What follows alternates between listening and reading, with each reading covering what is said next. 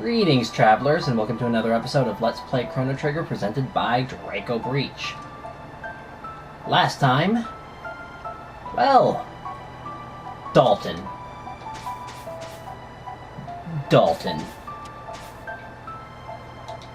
So, let's head to 1000 AD and do what I thought I was going to do before.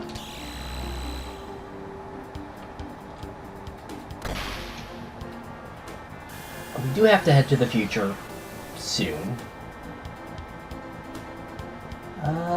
But let's do something up here right quick. I went right past because I'm good like that.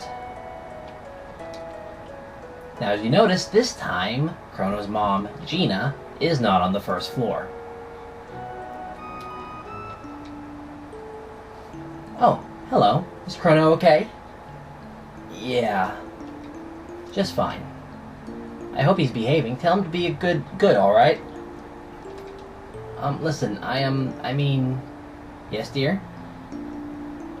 We'd like to borrow this doll for a bit. Go right ahead, dear. Marle will give that dialogue if Luca's not in the party. Stay out of trouble now. I've never actually talked to Chrono's mom in that instance without either Luca or Marle in the party. Now that I'm thinking about it, I think I am going to change the party.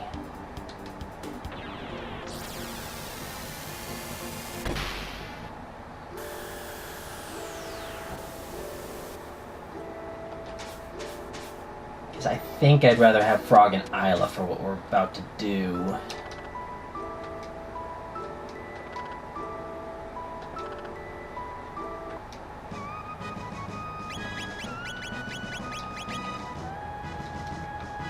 I think this will work better for what I want to do. Because I know there's some nice items to steal. And Frog is pretty powerful. Wow, I can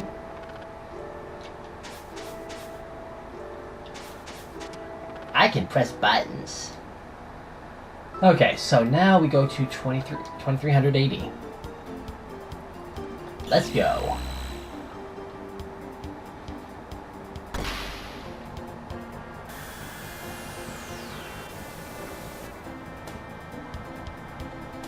So, we're where I want to be, which is nice.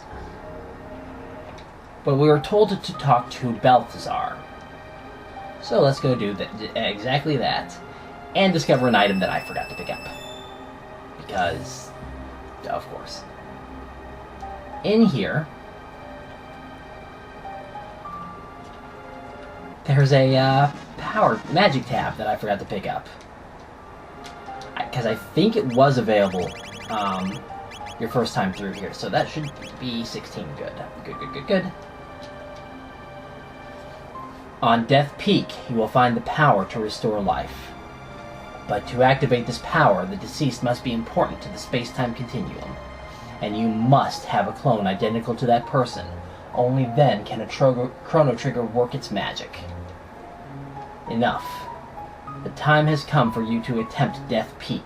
It's the only chance you have of reviving your friend.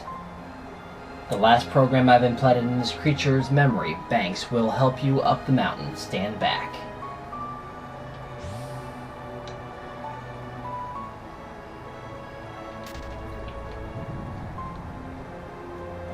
Executing program.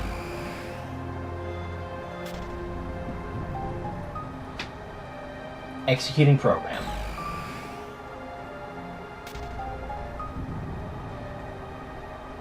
Executing program.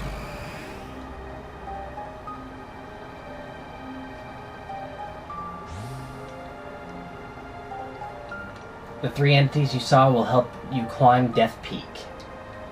This ends my message. Now I must ask you a favor. This creature has executed its program. Please let him sleep.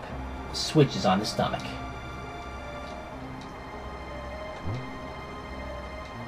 The creature sleeps beyond the flow of time. So, we have fulfilled Balthazar's final wish, and we are about to attempt Death Peak. And we're also about to see why it was not a good idea to go to Death Peak until this point. Actually, you couldn't have gotten past this screen. Walk when the wind dies and hide behind trees when it blows. There's a power tab there. Hopefully I'll make this. And this is the hardest part of Death Peak. Because if you do not... Rats. I'm not sure how many attempts it took me on my practice file, because if you do not line up precisely, you just get blown away. And you have to run. If you're just walking, it will not work. Nope, nope, nope, nope, nope. As soon as you slip past the tree, oh boy. Nope, I'm not lined up. I am not. I think I am. Good.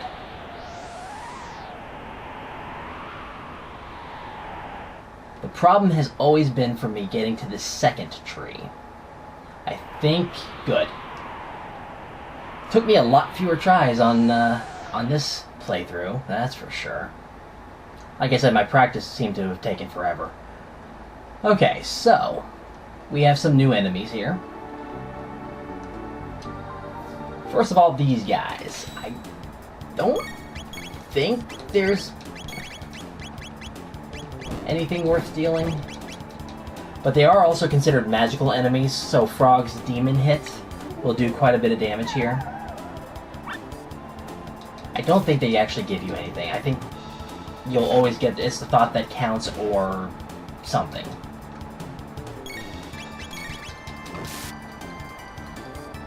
So Frog will always be doing 2x damage to these guys without the need to critical.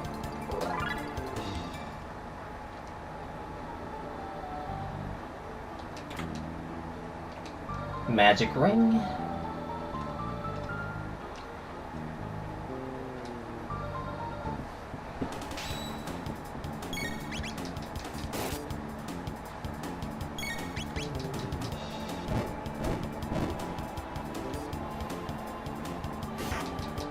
These guys are a little bit annoying, but they aren't that tough.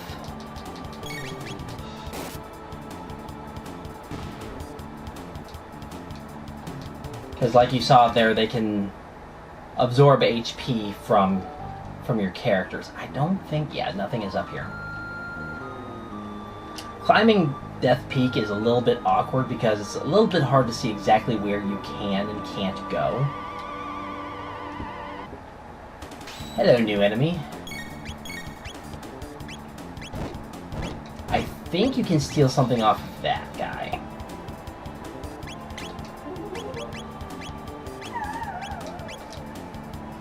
Yeah, full ether.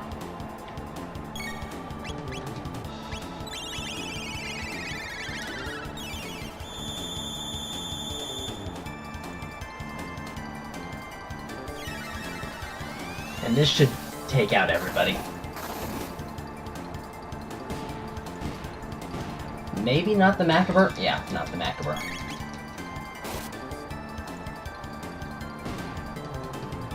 But he's easy enough to take out once you've done enough damage.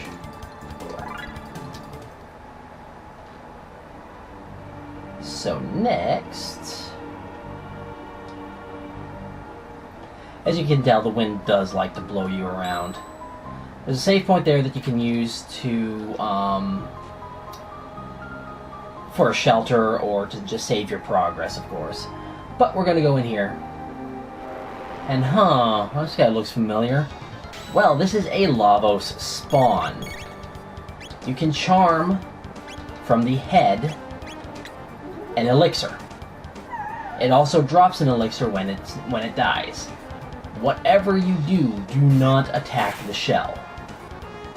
The shell attacks with this right here, which is a pretty dangerous attack. But if you attack the shell, it will counter with that. So, yeah. That was actually enough for me to be a little concerned with HP. Fortunately, the shell is not terribly fast, so you can kind of deal with it. But this is kind of why I wanted Isla in my party, is because I wanted to go ahead and steal elixirs. The head is capable of attacking and inflicting various status ailments. So another thing to keep in mind. Like this, Lavos Sai, which can cause sleep. And it did. But this Lavos spawn should be pretty close to dead. Might get off another needle attack.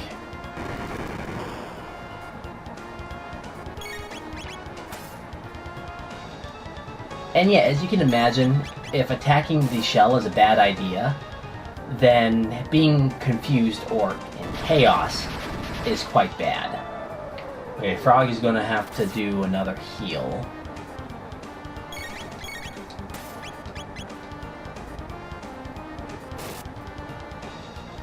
Now this is a lot like a boss fight, because you've got to be careful, you got to conserve your MP. And it gives you a lot of TP, so the only thing is that there are multiple Lavos spawns.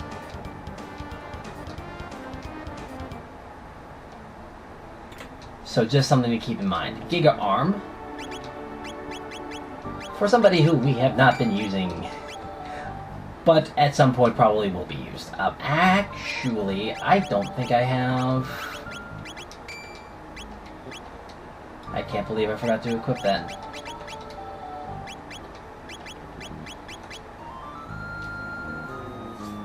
Okay, he's pretty close to that. She's nowhere near that. Ah, that's actually kind of funny to see. I did want to use a tech, because may as well use it on all of them. It only costs 1 MP with the gold stud equipped.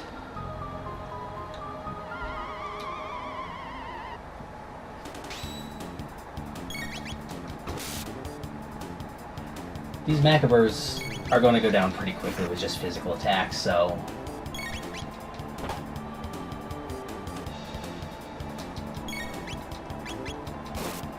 I'm actually kind of surprised that...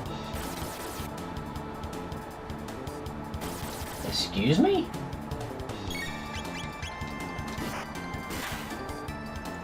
That did half my HP and damage.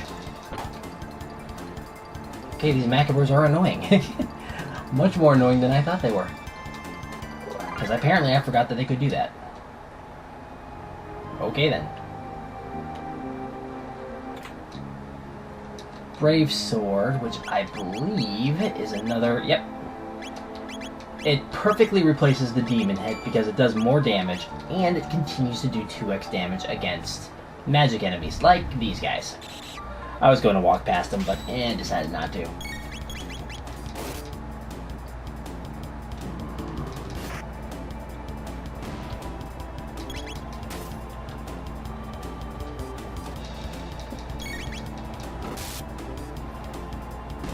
So yeah, Death Peak is dangerous simply because the enemies here are kind of mean. But like you saw at the very beginning, though, you wouldn't have even been able to get very far anyway. You hit that switch, opens another cave entrance, and we have to backtrack, which means these enemies respawn, because of course they do.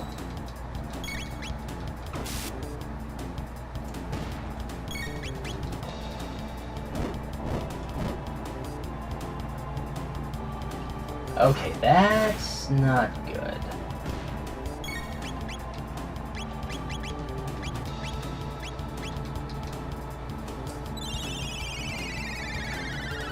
Because if Isla is attacked again by that slurp attack, Yeah, she's dead.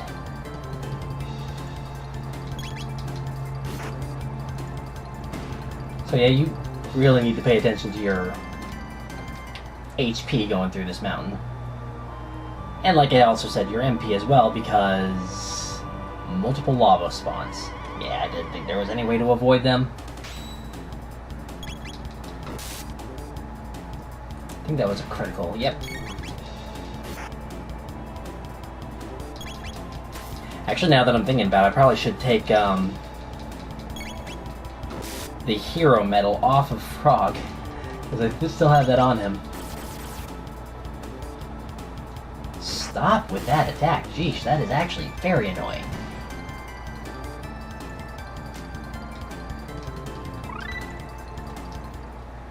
And there we go with Frog Squash. Now, Frog Squash is the same as Dino Tail. So that means that the lower your HP gets, the more damage you do, which kind of makes those two moves rather dangerous.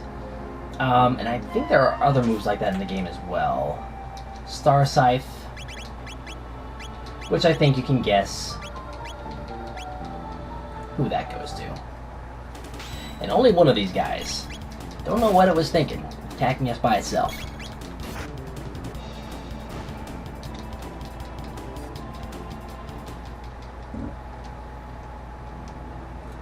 Okay, this area... Oh, right. Gotta fight you.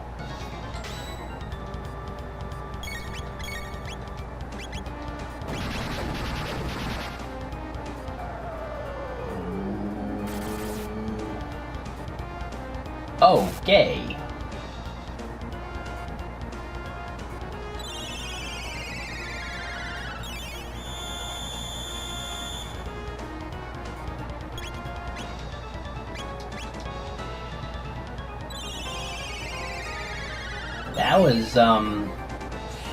That was a thing that happened. I think you...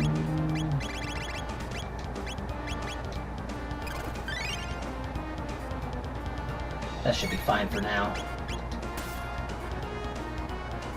So same thing with the previous Lavos spawn. Avoid attacking the shell. And just keep attacking the head. Oh! You know what I forgot to do? Shouldn't be too bad. And unfortunately, you can't steal anything from the shell. Because that would have been nice. Are you going to put Frog asleep? Yep.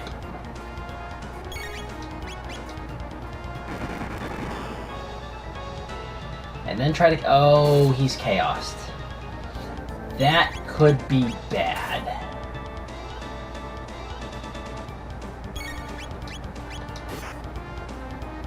Yeah.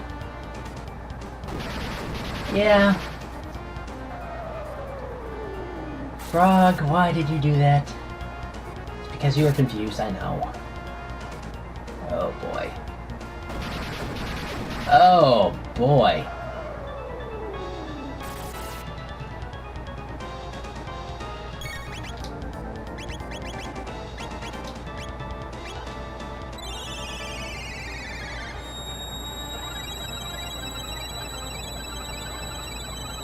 Frog, you done did bad. You done did a bad.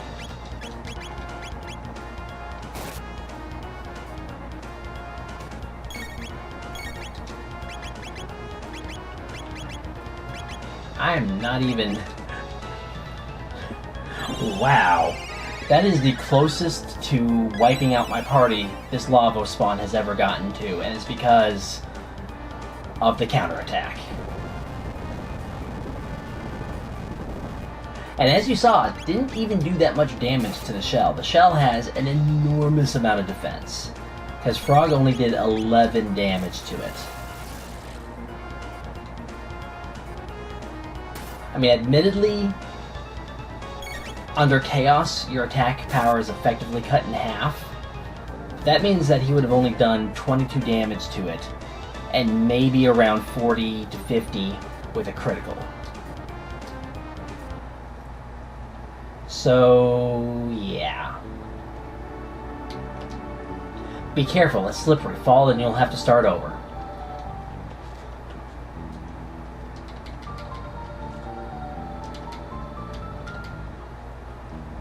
So yeah, a lot easier than the previous little challenge.